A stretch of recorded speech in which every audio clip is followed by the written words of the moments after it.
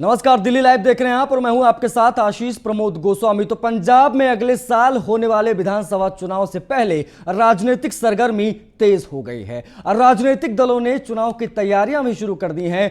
आम आदमी पार्टी के संयोजक और मुख्यमंत्री अरविंद केजरीवाल एक बार फिर से अब पंजाब के दौरे पर निकल पड़े हैं।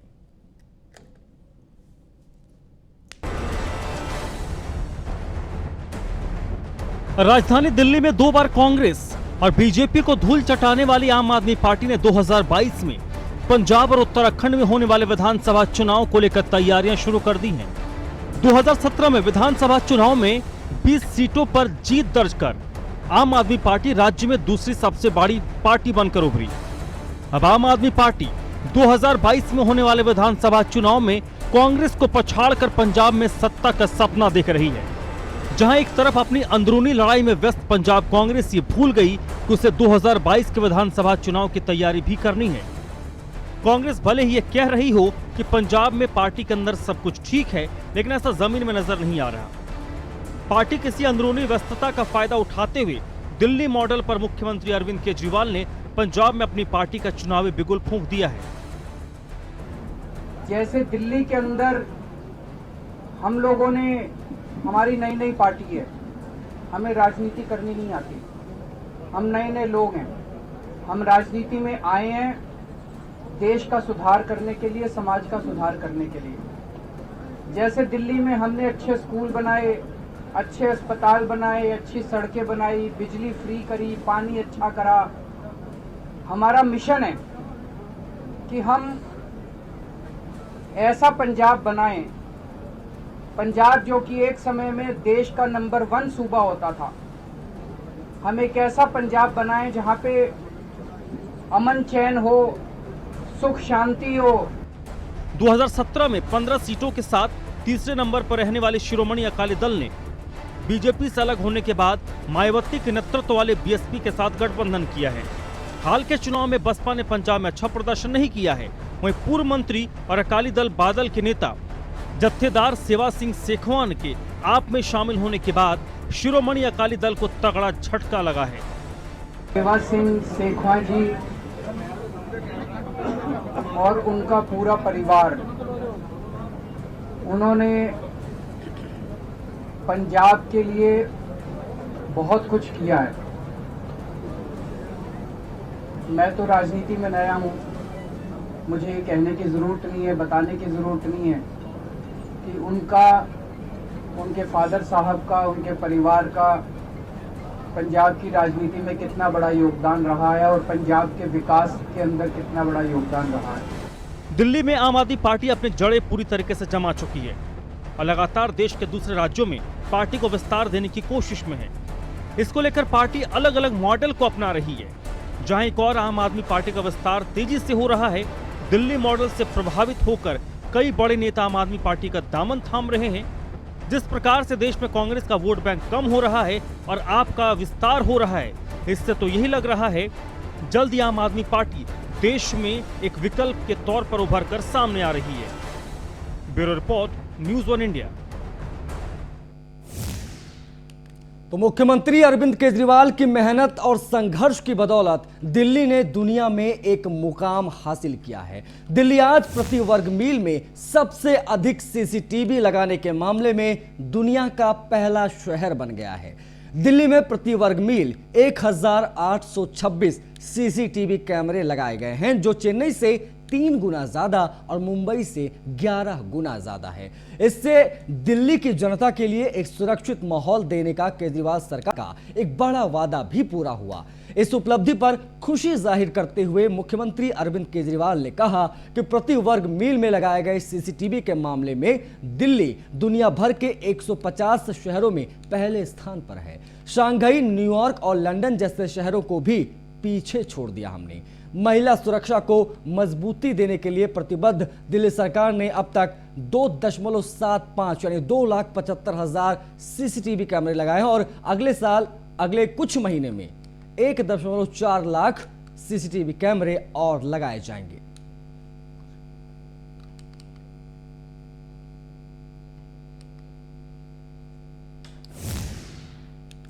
तो आम आदमी पार्टी के मुख्य प्रवक्ता सौरभ भारद्वाज ने बीजेपी शासित एमसीडी पर गैर कानूनी तरीके से विज्ञापन ठेकेदारों की लाइसेंस फीस पूरी तरह से माफ करने के आरोप लगाए हैं। उन्होंने कहा है कि भाजपा सांठगांठ कर विज्ञापन मुफ्त में लगवाती है और इसके एवज में ठेकेदारों को जो करोड़ों रुपए एमसीडी को देना होता है उसे माफ कर दिया जाता है।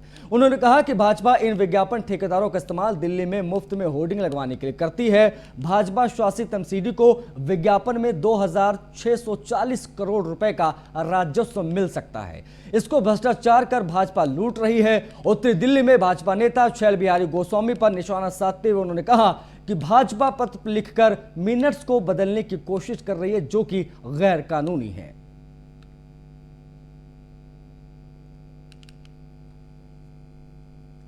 खुद अपने हाथ से स्टैंडिंग कमेटी चेयरमैन के रूप में चिट्ठी लिखी हुई है, जिसमें उन्होंने एजेंडे से 1 महीना और आगे बढ़ा दिया और एडवर्टाइजमेंट वालों को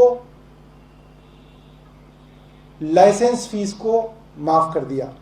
स्टैंडिंग कमेटी में कुछ और पास हुआ था। छैल बिहारी गोस्वामी ने चिट्ठी लिख के स्टैंडिंग कमेटी के मिनट्स को बदलवा दिया और पूरी नॉर्थ दिल्ली म्युनिसिपल कॉर्पोरेशन के अंदर करीब 1 महीने की एडवर्टाइजमेंट रेवेन्यू का नुकसान जो है। तो कोरोना की तीसरी संभावित लहर को लेकर उत्तरी दिल्ली नगर निगम ने तैयारियां शुरू कर दी हैं। उत्तरी दिल्ली नगर निगम ने मेडिकल कॉलेज और हिंदुरवा अस्पताल में कोविड-19 आरटी-पीसीआर प्रयोगशाला का उद्घाटन महापौर राजा इकबाल सिंह की ओर से किया गया। इस मौके पर स्थायी समिति अध्यक्ष जोगीराम जैन, नेता सदन छैल बिहारी गोस्वामी, पूर्व महापौर अवतार सिंह मौजूद रहे।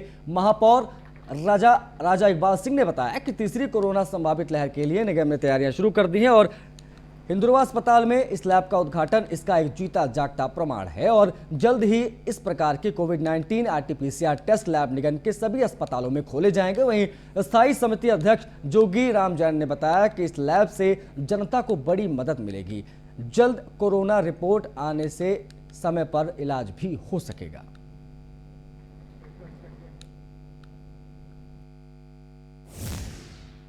लगभग 200 टेस्ट हो सकेंगे 2 शिफ्ट के अंदर में, तो 2 बार चलाना पड़ेगा और लोगों को तो बहुत ज़्यादा मदद मिलेगी क्योंकि हम रिपोर्ट जल्दी दे देंगे तो उनका ट्रीटमेंट जल्दी हो जाएगा, उनको पता भी चलेगा, कॉन्टैक्ट ट्रेसिंग भी जल्दी होगा। इसका थीम ही तो यही है ना, ट्रेस, उसके बाद में उसको टेस्ट करो और फिर उसको ट्रीट करो। सो इस हिसाब से चलेगी। हमारे यहाँ का लैब का nodal officer doctor Abhishek Yadav, तो वही ये पूरा लैब का चलाने का लगभग। ये लैब हमारे लिए बड़ी प्रेस्टिजियस लैब है और हिंदूराव छोड़ो, अभी नॉर्थ दिल्ली म्युनिसिपल कॉर्पोरेशन में पहली लैब जो आरटी-पीसीआर के टेस्ट के लिए बनाई जा रही है वो सबसे पहले यही हुई है और काफ़ी प्रयास करने के बाद आज इसका हम उद्घाटन कर रहे हैं। 200 पेशेंट अभी जो टारगेट रखा हुआ है, डेली 200 पेशेंट विदिन 24 आवर्स उसका रिज़ल्ट आएगा। तो इससे भगवान ना करे कोई तीसरी लहर आए, अगर ऐसा होता है तो उसकी एडवांस में प्रिकॉशन के लिए उसकी पूरी तैयारी हम यहाँ कर रहे हैं। ये लैब हमारे लिए बड़ी प्रेस्टिजियस।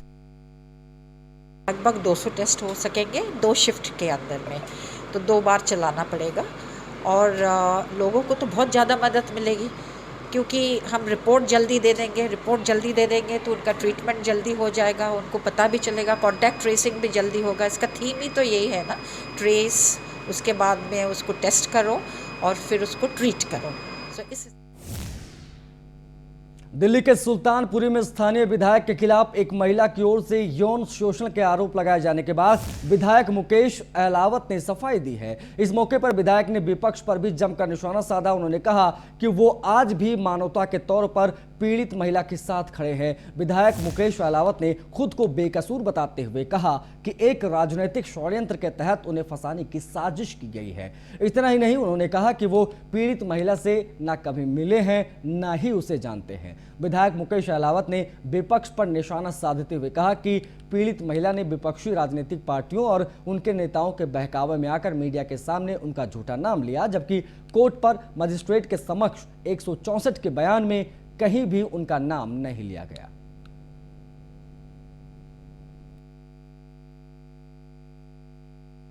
ऐसा अभी तक इस देश में दो टाइप की राजनीति हुई है कि धर्म पे राजनीति और या जाति पे।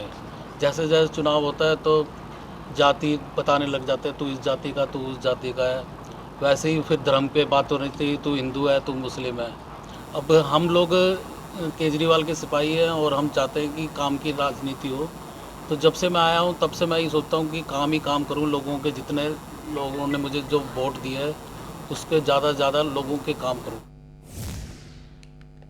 तो उत्तर पूर्वी दिल्ली के न्यू उस्मानपुर थाना क्षेत्र में चोरों के हौसले बुलंद हैं। चोरों ने ब्रह्मपुरी इलाके में बीती रात शटर तोड़कर मेडिकल स्टोर में चोरी की वारदात को अंजाम दिया। चोरों ने स्टोर से हजारों रुपए नकदी और कीमती सामान चोरी कर लिए। वहीं चोरी की ये वारदात वहां लगे सीसीटीवी कैमरों में कैद हो गई। सूचना मिलने पर पुलिस मौके पर पहुंची और मामला दर्ज कर चोरों की तलाश तेज कर दी।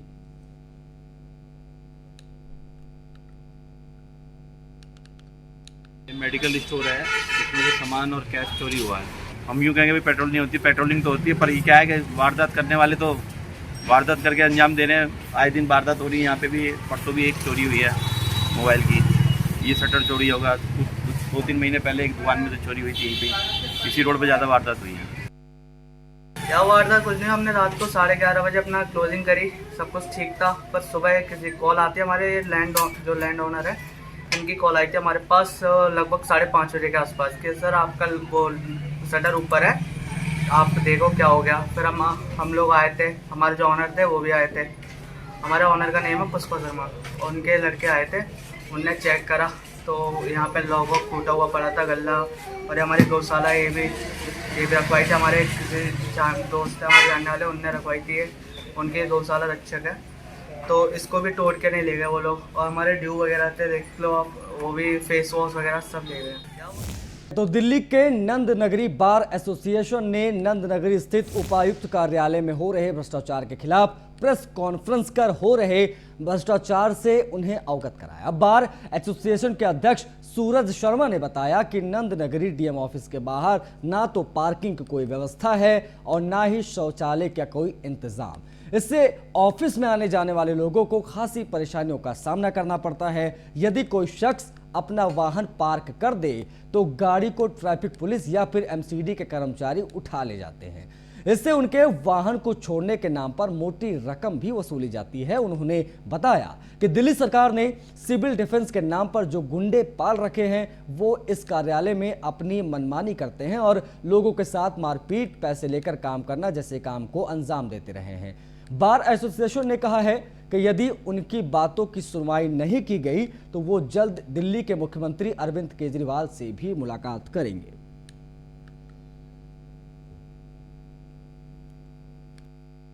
यहाँ पर हमारी बार एसोसिएशन जो है पब्लिक की हितों के लिए काफ़ी समय से लड़ाई लड़ रही है, लेकिन यहाँ एक डीएम ऑफिस है। डीएम ऑफिस में जितने भी कार्यालय हैं वहाँ पर इन लोगों ने अपनी मनमानी रखी हुई है।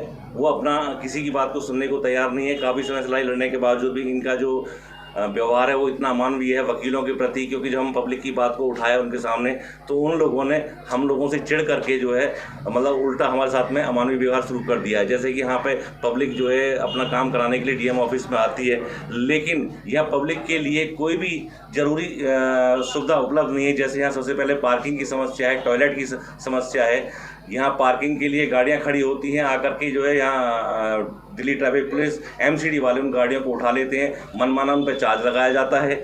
दूसरी समस्या ये है कि यहाँ पर दिल्ली की नागरिक सुरक्षा नाम से एक इन्होंने दिल्ली गवर्नमेंट ने एक संस्था चलाई हुई है जिसमें ये सिविल डिफेंस के उनको भर्ती किया जाता है। उन लोगों ने दिल्ली नागरिक की सुरक्षा के बजाय उनसे बल्कि जो है लूटा खसोटी का काम।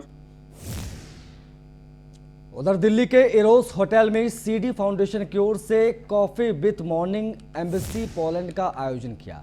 इस मौके पर सीडी फाउंडेशन की निदेशक चारू दास और पोलैंड दूतावास के एम्बेसडर एडम ब्रोक्सी की मौजूद रहे। इस मौके पर ग्रीन सेब और अन्य फलों के व्यापार को लेकर चर्चा की गई।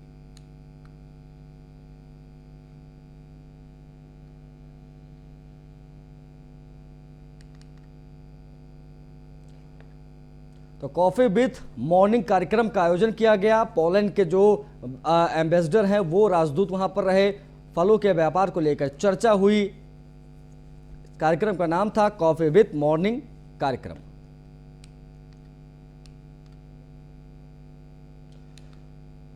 ये जो तस्वीरें देख रहे हैं वो है दिल्ली के एरोज होटल की, क्योंकि यहीं पर सीडी फाउंडेशन की ओर से coffee with morning embassy Poland का आयोजन किया गया। इस मौके पर सीडी फाउंडेशन के निदेशक चारू दास और पोलैंड दूतावास के एम्बेसडर एडम मौजूद रहे। इस मौके पर ग्रीन सेब और अन्य फलों के व्यापार को लेकर चर्चाएं की गई।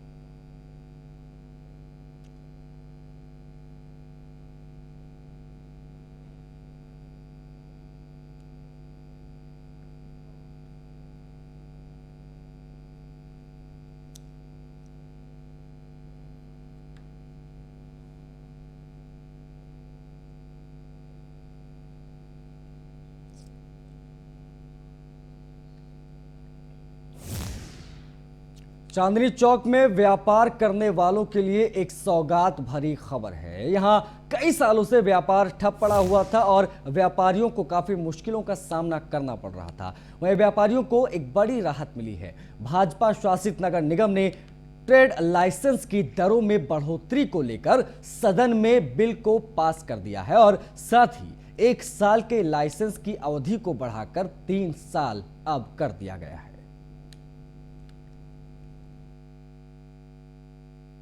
चांदनी चौक ट्रेडर्स परिषद का मैं बहुत धन्यवाद करता हूं कि दुनिया की सबसे बड़ी मार्केट और पुरानी मार्केट के सारे व्यापारी भाई यहां इकट्ठे हुए। भारतीय जनता पार्टी हमेशा से व्यापारियों के हित की बात करती है और हम दिल्ली के अंदर व्यापारियों के हित और दिल्ली नगर निगम द्वारा जिस तरह से ट्रेड लाइसेंस के दामों में बढ़ोतरी को वापस लिया गया, हाउस टैक्स के में बढ़ोतरी वापस ली गई और व्यापारियों के हित में जो डीडीए ने मास्टर प्लान बनाया है उसमें भारतीय जनता पार्टी ने अपने व्यापारियों के हित में जो सजेशन दिए हैं, हमेशा व्यापारियों के हित की लड़ाई भारतीय जनता पार्टी। तो बल्लभगढ़ से निकली सीआईएसएफ की साइकिल रैली दिल्ली के नजफगढ़ पहुंची। रैली ने 60 किलोमीटर का सफर 3 घंटे 15 मिनट में तय किया। नजफगढ़ पहुंचने पर यात्रा का स्वागत लोगों ने फूल की वर्षा करके किया। यह रैली राजा नाहर सिंह की 124वीं जयंती के मौके पर निकाली गई। इस रैली का स्वागत एमसीडी के चेयरमैन सत्यपाल मलिक और पूर्व मेयर कमलजीत सहरावत ने किया।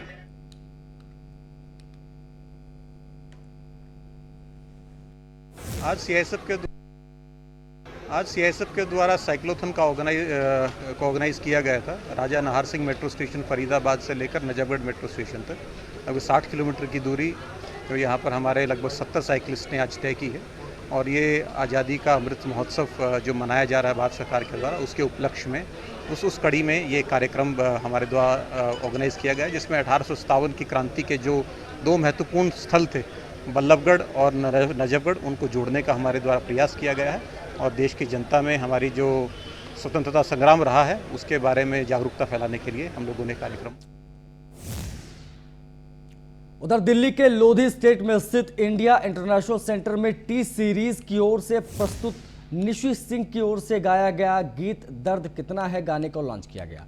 इस लॉन्च पार्टी में बीजेपी के सांसद मनोज तिवारी, पंजाबी सुपर गीतक जसबीर जस्सी, पंजाबी सिंगर शंकर साहनी और कई बड़ी हस्तियां मौजूद रहीं।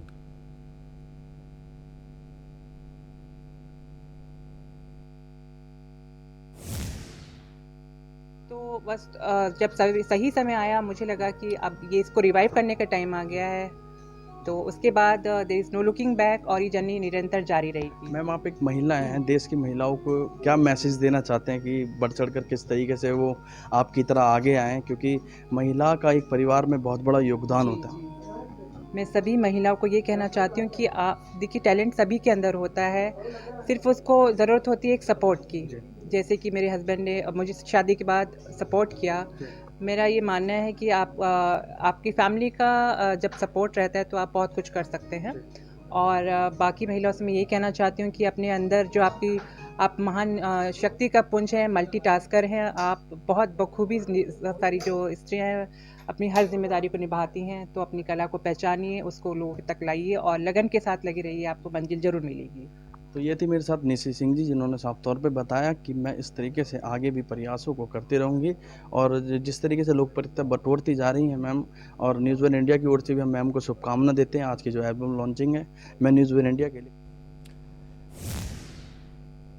इसी के साथ ही दिल्ली लाइव में आज के लिए बस इतना ही। मुझे दीजिए इजाजत, नमस्कार।